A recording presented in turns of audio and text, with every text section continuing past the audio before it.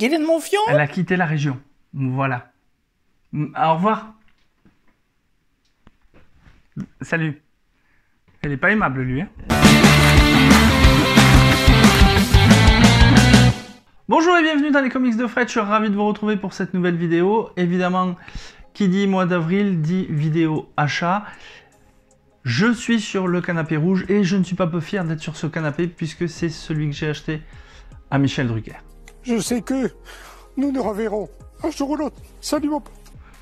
Cette vidéo va se dérouler en deux parties. Combien? Parce que là, je vais vous présenter ce que j'ai pu récupérer samedi au comptoir du Rêve Comics. Et demain, je vais aller au festival de Lanta.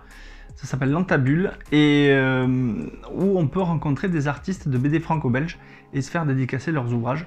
Donc, je vous ferai une petite vidéo pour vous montrer ce que j'ai pu récupérer. Donc, ce sera la deuxième partie de cette vidéo achat.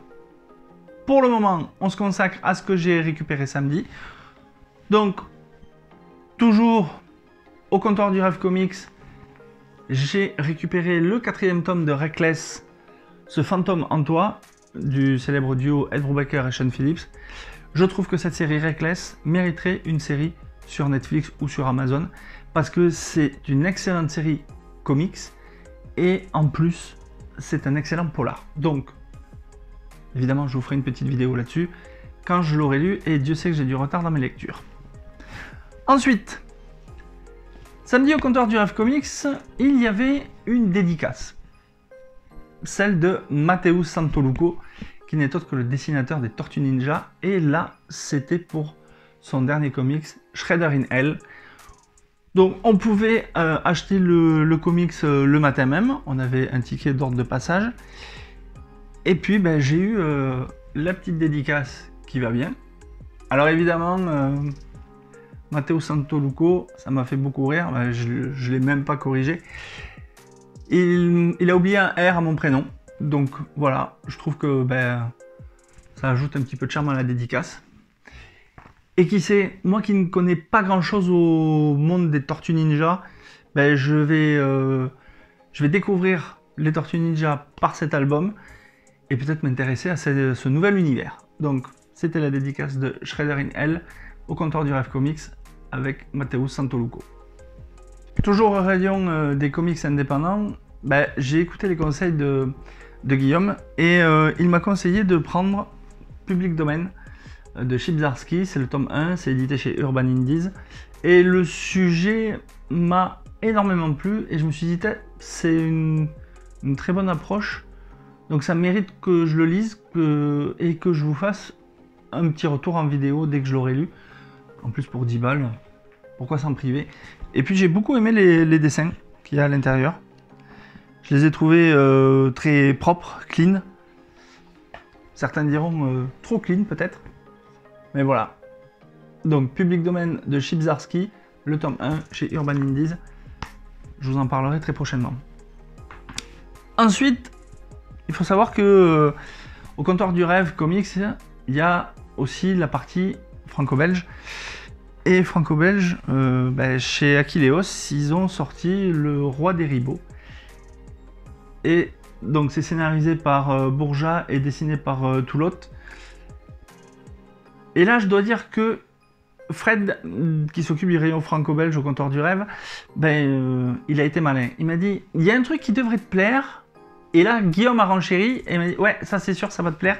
Donc ils m'en ont parlé. J'ai beaucoup aimé le pitch qu'ils m'en ont fait. Ben, du coup, je me suis laissé tenter. Donc voilà à quoi ça ressemble, Le Roi des Ribauds. Et je pense que je vous en ferai une vidéo avant la fin de la saison. Parce que je pense que ça va énormément te plaire. Vu ce qu'ils m'ont dit, je veux rien vous spoiler. Mais je pense que vous allez kiffer.